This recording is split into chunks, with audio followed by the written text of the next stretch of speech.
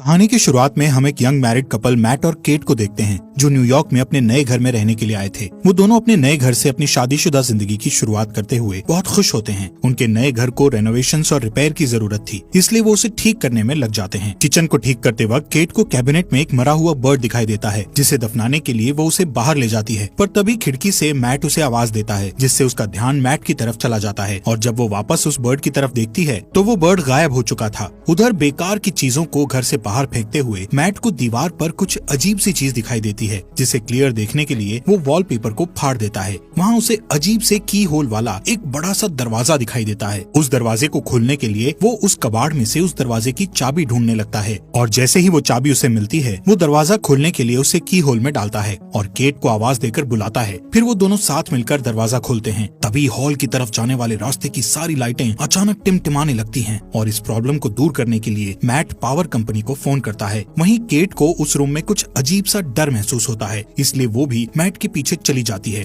अगले दिन उनकी लाइट की प्रॉब्लम को ठीक करने के लिए पावर कंपनी से एक ऑपरेटर आता है। उसे ये देखकर हैरानी होती है कि बेसमेंट के सारे वायर्स कुछ अजीब तरीके से एक दूसरे से जुड़े हुए थे और देखने में बहुत पुराने जमाने के लग रहे थे। जब मैट उस ऑपरेटर को लाइट ठीक करने के लिए कहता है, तब ऑपरेटर उससे कहता है कि उसने आज तक इस तरह की चीजें पहले कभी नहीं देखी। वहाँ से जाने से पहले वो ऑपरेटर मैट को बताता है कि उस घर के पहले मालिक का मर्डर उसी घर में हुआ था। ये शॉकिंग न्यूज सुनकर मैट इस घर के बारे में रिसर्च करना शुरू कर देता है। एक पुराने न्यूज आर्टिकल को पढ़कर मैट को पता चलता है कि मरने वाले कपल का नाम पॉल और मैडलिन शेफर था, जबकि सस्पेक्ट की पहचान नहीं हो पाई थी और उसे जॉन नाम से पुकारा जाता था। मैट एक आर्टिस्ट था, इसलिए वो अपने स्केच पैड पर जॉन की तस्वीर बनाने की कोशिश करता है। थोड़ी देर बाद वो आराम करने के लिए मिस्टीरियस रूम में जाता है और वहाँ बैठकर एक बोतल शराब की पीकर खत्म कर देता है। लेकिन यहाँ पर उसे एक और बोतल शराब पीने की इच्छा होती है कि तभी लाइट्स टिमटिमाने लगती है और अचानक शराब की एक और बोतल उसके सामने हाजिर हो जाती है, जिसे देखकर मैट हैरान हो गया था। उस बोतल को अच्छी तरह देखने के बाद वो इस नतीजे पर पहुंचता है कि ये रूम किसी भी इच्छा को पूरी कर सकता है। दूसरी साइड लिविंग रूम की लाइट्स के टिमटिमाने की आवाज से केट की नींद टूट गई थी। वो मैट को अपने पास न देखकर उसे ढूंढने के लिए ऊपर की तरफ जाती है। वहाँ जाकर वो देखती है कि पूरा रूम नई चीजों से भरा हुआ है और उन सब के बीच मैट बहुत ही खुश दिखाई दे रहा था। वो कैट को वैन गॉग की कीमती पेंटिंग दिखाते हुए बताता है कि उस रूम में किसी भी विश को पूरा करने की ताकत है। केट इसे मैट का कोई मजाक समझकर हंसी में उड़ा देती है, पर अपने हस्बैंड की गंभीरता को देखकर वो इसे चेक करने के लिए $1000 की विश करती है। केट के मांगे हुए पैसों को मैट पूरे रूम में ढूंढता है और वो पैसे उसे मिल जाते हैं। फिर भी केट को पूरी तरह विश्वास नहीं होता है और वो दोबारा $1 मिलियन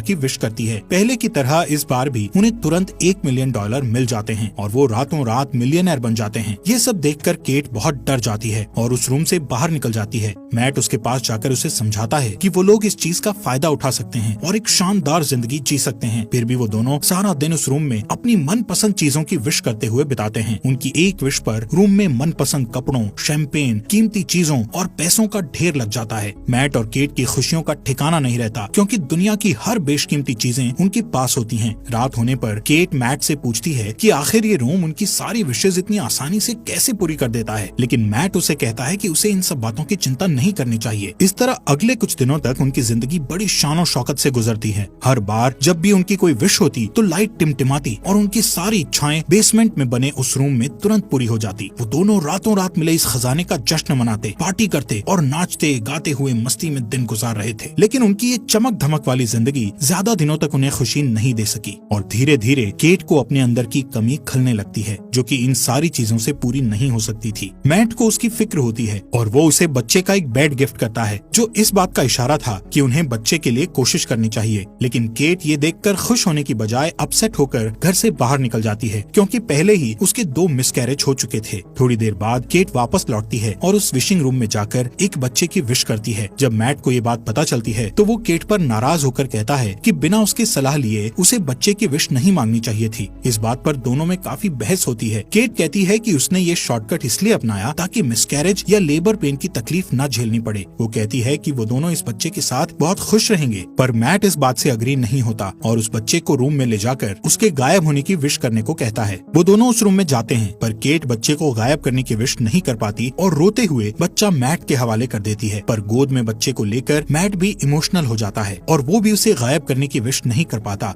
और बच्चे को वापस केट की गोद में डाल देता है। आखिरकार दोनों बच्चे को अपने पास रखने के लिए राजी हो जाते हैं और इस तरह दोनों रातों रात पेरेंट्स बन जाते हैं। सीन शिफ्ट होता है और हम देखते हैं कि मैट की नजर अपने अधूरे ड्राइंग पर पड़ती है जिसमें वो जॉन का चेहरा बना रहा था। उसे देखकर वो फिर से अपने रिसर्च में लग जाता है और उसे पता चलता है कि वो सस्पेक्ट मर्डरर अभी भी जिंदा है और किसी साइकेट्रिक हॉस्पिटल में मौजूद है। एक दूसरे न्यूज आर्टिकल के मुताबिक जॉन का कहना था कि उससे ये मर्डर उस रूम ने ही करवाया था। ये जानने के तुरंत बाद ही मैट जॉन से मिलने के लिए निकल पड़ता है ताकि उससे उस रूम के बारे में और ज्यादा जानकारी हासिल कर सके। हॉस्पिटल पहुंचने पर नर्स उसे वार्न करती है कि लास्ट 45 सालों में न्यूज रिपोर्टर्स के अलावा कोई भी जॉन से मिलने नहीं आया। ये सुनकर मैट खुद को भी एक रिपोर्टर के रूप में पेश करता है। आखिरकार बूढ़े हो चुके जॉन के साथ मैट की फेस टू फेस मुलाकात होती है और वो उससे उस घर और खासकर उस मिस्टीरियस रूम के बारे में पूछने लगता है। चेहरे पर एक शैतानी मुस्कुराहट के साथ जॉन उसे बताता है कि वो इस पल का बरसों से इंतजार कर रहा था जब मैट उससे शेफर को मारने की वजह पूछता है। तब वो कहता है कि इसके अलावा उसके पास और कोई चारा नहीं था। फिर बात को बदलते हुए वो मैट को जितनी जल्दी हो सके उस घर को छोड़ देने के लिए कहता है और कहता है कि जिस इंसान की इच्छाएं पूरी नहीं होती उससे ज्यादा खतरनाक वो इंसान होता है जिसकी सारी इच्छाएं पूरी हो जाती हैं। इसके बाद मैट घर लौटते वक्त एक गैस स्टेशन पर गैस डलवाने के लिए रुकता है, पर जैसे ही वो अपने वॉलेट से पैसे निकालता है तो देखता है कि उसके सारे पैसे डस्ट बन जाते हैं। ये देखकर वो तुरंत घर पहुंचता है और इस बात को कंफर्म करने के लिए उस रूम में रखे सारे पैसों को बाहर फेंक देता है। साथ ही वैन गॉग की उस पेंटिंग को भी दरवाजे के बाहर रख देता है। फिर उन सारी चीजों को डस्ट में बदलते हुए देखकर वो समझ जाता है कि वो लोग उस रूम से मिली किसी भी चीज को घर के बाहर नहीं ले जा सकते, नहीं तो वो सारी चीजें डस्ट में बदल जाएंगी। मैट गुस्से में दीवार को तोड़ देता है ताकि रूम की मिस्ट्री को जान सके, पर उसके अंदर उसे उलझी हुई वायर्स के सिवा कुछ नहीं दिखाई देता। उन वायर्स को ट्रैक करना मैट के लिए नामुमकिन था। फिर वो दीवार पर लगे कुछ वॉलपेपर्स को फाड़ता है तो उसे वहाँ उस घर का मैप दिखाई देता है जिसमें उसे सारे वायर्स के कनेक्शन की जानकारी मिलती है। इसी बीच केट बच्चे को गोद में लिए बाहर की तरफ चली जाती है, पर मैट उसे ये कहकर रोक देता है कि बच्चे को बाहर ले जाना सेफ नहीं है। वो उसे असल वजह नहीं बता पाता। कुछ दिनों बाद एक दिन बच्चा किसी दर्द की वजह से जोर जोर से रोने लगता है और केट से नहीं संभलता। तब मैट उसकी हेल्प करने के लिए बच्चे को गोद में ले लेता है और उसे चुप कराने के लिए बाहर निकल जाता है, पर कुछ ही सेकंड्स में वो बच्चा बड़ा होने लगता है और जब वो लोग वापस घर में घुसते हैं तो देखते हैं कि वो एक बड़ा बच्चा बन चुका था। उस रात मैट केट को बताता है कि वो रोम उनकी हर विश को पूरी कर सकता है, पर वो उसकी दी हुई चीजों को घर से बाहर नहीं निकाल सकते, वरना वो चीजें पुरानी होकर डस्ट में बदल जाएंगी। ये सुनकर केट को बहुत दुख होता है और वो कहती है कि उनका बच्चा कोई सामान नहीं है जिसे वो लोग बाहर नहीं ले जा सकते। उसे अपने बच्चे से बहुत लगाव होता है। वो उसे अपना बेटा ही मानती है और उसका नाम शेन रखती है। अगले कुछ दिनों तक केट शेन को घर पर ही पढ़ाती है और उसे समझाती है कि वो घर के बाहर नहीं जा सकता क्योंकि बाहर डेंजरस जर्म्स हैं जो उसे नुकसान पहुंचा सकते हैं। एक दिन जब केट उसे पढ़ा रही होती है तो वो बाहर जाने की जिद करने लगता है। वो कहता है कि उसने जिंदगी में एक बार भी घर के बाहर कदम नहीं रखा। उसे घर के अंदर सिर्फ दीवारें देखना अच्छा नहीं लगता था, लेकिन केट उसकी सेफ्टी के लिए उसे बाहर नहीं जाने दे सकती थी। इसलिए वो हर बार घर के अंदर आते और घर से बाहर जाते समय दरवाजे पर ताला लगा दिया करती थी ताकि शेन गलती से बाहर कदम ना रख सके। एक दिन उसे मैट का ऑर्डर दिया हुआ एक पैकेज मिलता है तो वो उसे लाकर मैट को दे देती है, पर गलती से फ्रंट डोर लॉक करना भूल जाती है। मैट को पार्सल के अंदर एक ब्रांड न्यू गन मिलती है जिसे वो संभाल कर रख देता है। इस बीच केट पियानो बजाने में बिजी हो जाती है और मौके का फायदा उठाकर शेन चुपके से फ्रंट डोर की तरफ बढ़ता है। वो बाहर की दुनिया देखने के लिए बहुत एक्साइटेड था, इसलिए अपने हाथ को दरवाजे से बाहर निकालकर ताजी हवा को महसूस करता है कि तभी केट की नजर उस पर पड़ती है। वो दौड़कर उसके पास जाती है और अपने बेटे को गले लगा लेती है। उसे सही सलामत देखकर केट को राहत मिलती है। फिर मैट और केट दोनों मिलकर शेन को बाहर जाने से रोकने के लिए पूरे घर की खिड़कियों में लकड़ी के तख्ते लगा देते हैं। उस रात केट की नींद खुलती है तो वो देखती है कि शेन उसकी बेड के पास खड़ा है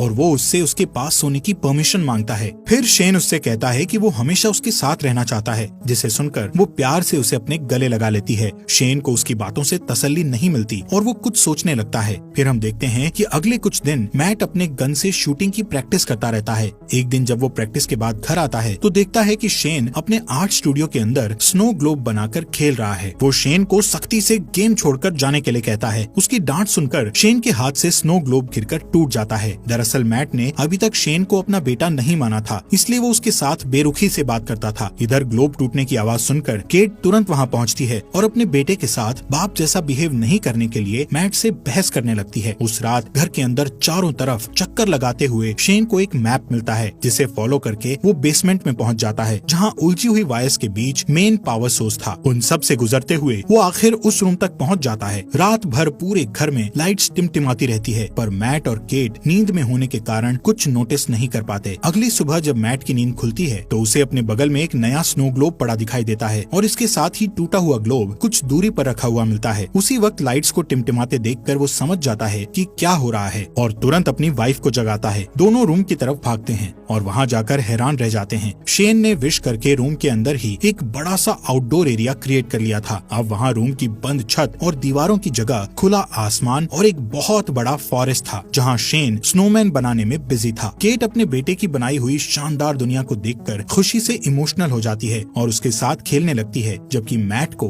बहुत गुस्सा आता है और वो उसे हाथ पकड़कर वापस घर के अंदर ले आता है। इस घटना से दोनों के बीच शेन को रूम में जाने और खेलने देने की बात पर बहस होने लगती है। मैट कहता है कि ये खतरनाक हो सकता है, पर केट को ऐसा नहीं लगता। उनकी बहस चलती रहती है कि तभी फोन की घंटी बजती है और परमिशन नहीं होने के बावजूद शेन फोन उठा लेता है, पर जल्दी ही मैट उससे फोन छीनकर खुद बात करने लगता है। दूसरी तरफ जॉन की आवाज सुनकर उसे हैरानी होती है। शेन से बात करके जॉन को पता चल चुका था कि उन लोगों ने एक बच्चे की विश की थी। उधर किचन में रखे एक दूसरे फोन से केट उन दोनों की सारी बातें चुपके से सुन लेती है। जॉन उससे कहता है कि शेन को बाहर की दुनिया में आजादी से घूमने देने के लिए उसे केट की जिंदगी की कुर्बानी देनी पड़ेगी, यानी जब केट मर जाएगी तो शेन पूरी तरह से आजाद हो जाएगा और एक नॉर्मल इंसान की तरह जी सकेगा। फिर उसकी उम्र भी नॉर्मल इंसान की तरह ही बढ़ेगी। वो मैट को ये राज भी बताता है कि वो भी रूम का ही दिया हुआ एक बच्चा था। तब उसकी माँ ने उसके बाप को मार डाला था और उसे बड़ा करके खुद को मारने के लिए कहा था ताकि उसका बेटा आजाद हो सके। फिर वो मैट से कहता है कि उसके पास दो ऑप्शंस हैं, या तो वो केट को मारकर शेन को बचा सकता है या फिर शेन को मारकर केट को बचा सकता है। ये सारी बातें सुनकर केट को बहुत दुख होता है और वो घर छोड़कर चली जाती है, जिससे मैट को उसकी फिक्र होने लगती है। केट खुद को मारने के लिए अपनी कार का एक्सीडेंट करना चाहती थी, पर वो ऐसा नहीं कर पाती। इधर घर पर शेन के साथ मैट का बिहेवियर पागलों जैसा हो जाता है और वो उसकी सारी चीजें फेंक देता है, यहाँ तक कि उसका स्टूडियो तक तहस नहस कर डालता है। फिर थोड़ी देर बाद वो शेन के लिए डिनर तैयार करता है, जो कि कुछ दूर रखे डाइनिंग टेबल पर बैठा होता है। शेन उससे ढेर सारे सवाल पूछने लगता है, जिससे चिढ़कर वो शेन को बता देता है कि वो उनका असली बेटा नहीं है और ना ही उसके कोई पेरेंट्स हैं। इतना ही नहीं, वो गुस्से में आकर शेन को फ्रंट डोर से बाहर निकाल देता है, पर शेन डरकर वापस ऊपर चला जाता है। कुछ ही देर में मैट को अपनी गलती का एहसास होता है और वो शेन के रूम में जाकर उससे माफी मांगने लगता है। फिर शेन उसे स्टोरी पढ़कर सुनाने को कहता है और सारी रात वो दोनों साथ में सोते हैं। जब केट वापस घर लौटती है तो उन दोनों को एक साथ सोते देखकर उसे बहुत अच्छा लगता है। उस रात मैट और केट दोनों इंटीमेसी में बिजी होते हैं कि शेन छुप कर उन्हें देख लेता है। फिर वो उनके सोने का इंतजार करता है और जैसे ही वो सोते हैं शेन चुपके से फ्रंट डोर की चाबी चुरा लेता है। अगले दिन सुबह मैट और केट फ्रंट डोर को खुला देखकर समझ जाते हैं कि शेन बाहर गया होगा। तभी घर के एक अलग हिस्से में शेन को देखकर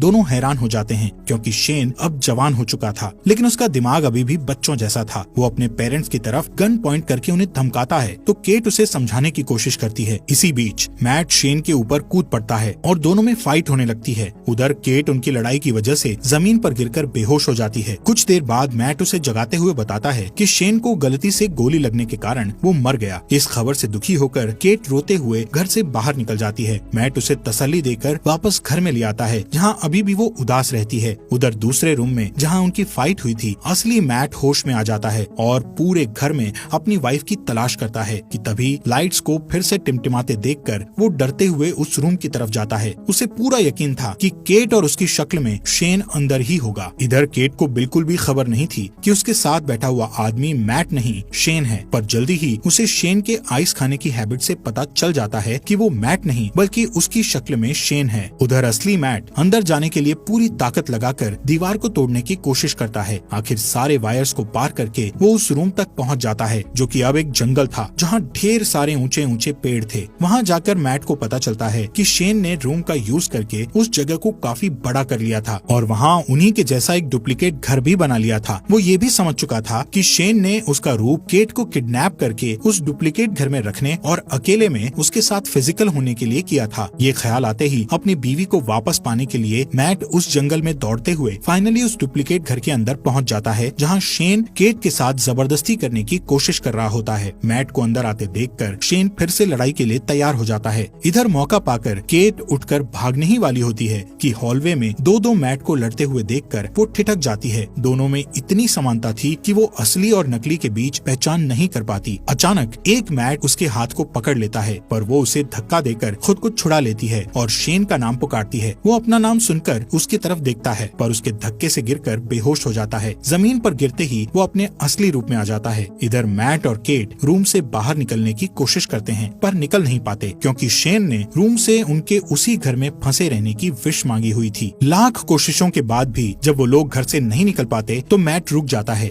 और वहाँ से निकलने के लिए कोई उपाय सोचने लगता है कि अचानक फिर से वहाँ शेन आ जाता है और मैट को चाकू घोंपकर मार डालता है। फिर वो केट को समझाने की कोशिश करता है, पर तभी उसे एहसास होता है कि वो दरअसल उनके क्लोन थे, जबकि असली मैट और केट दौड़कर रूम के बाहर जंगल की तरफ भागते हैं और उन्हें पकड़ने के लिए शेन भी उनके पीछे भागता है। मैट और केट के चकमा देने की वजह से वो और भी ज्यादा गुस्से में होता है। असली घर में पहुंचते ही शेन मैट पर अटैक कर देता है, पर मैट उसे अपने साथ खींचकर घर के बाहर ले आता है। अपनी जान को खतरे में देखकर शेन वापस दरवाजे की तरफ भागता है, पर उसके अंदर घुसने से पहले ही केट दरवाजा बंद कर लेती है। शेन मम्मी कहकर उसको पुकारता है और केट घर के अंदर से उसे बूढ़ा होते हुए देखती रहती है। धीरे धीरे उसकी बॉडी गलने लगती है और अंत में वो डस्ट में बदल जाता है। उसकी गलतियों के बावजूद केट उसकी मिट्टी को हाथ में लेकर बहुत रोती है, क्योंकि उसने उसे अपना बेटा मानकर काफी समय उसके साथ बिताया था। फिर मैट उसके पास आता है और दोनों एक दूसरे को गले लगाकर अपना दर्द कम करने की कोशिश करते हैं। फिर सीन शिफ्ट होता है और हम देखते हैं कि 1 महीने बाद वो एक छोटे से घर में सेटल हो जाते हैं और सुकून से रहने लगते हैं। पर थोड़े ही दिनों बाद केट डरते हुए अपना प्रेगनेंसी टेस्ट करती है और रिपोर्ट पॉजिटिव आती है। वो बहुत उलझन में दिखाई देती है, क्योंकि उसे पता नहीं होता कि वो बच्चा मैट या शेन में से किसका है। हालात पहले से बेहतर होने के बावजूद उसे लगता है कि वो अभी भी उस रूम में है, क्योंकि लाइट्स फिर से टिमटिमाने लगी थी। इस स्टोरी में हमें दिखाया जाता है कि मैट और केट रूम की दी हुई दौलत के नशे में पूरी तरह से अंधे हो जाते हैं। विशेष पूरी करने की जादुई शक्ति के मिलने से वो अपनी ख्वाहिशों के मामले में कुछ ज्यादा ही लापरवाह हो जाते हैं। यहाँ तक कि कई मिसकैरेज होने के बाद भी वो रूम से रेडीमेड बच्चे तक की ख्वाहिश कर बैठते हैं। उनके नए अपार्टमेंट में लाइट्स के टिमटिमाने से ये कंफ्यूजन बना रहता है कि या तो वो अभी तक उस मिस्टीरियस रूम में है या बिल्डिंग के कंस्ट्रक्शन में कोई गड़बड़ी है। ठीक उसी तरह केट की प्रेगनेंसी भी एक कंफ्यूजन रहती है कि वो बच्चा मैट या शेन में से किसका है, क्योंकि उस घटना से 1 दिन पहले मैट और केट के बीच इंटीमेसी होती है और उस डुप्लीकेट घर में शेन भी उसे सेक्सुअली असॉल्ट कर चुका होता है। इस तरह ये कहानी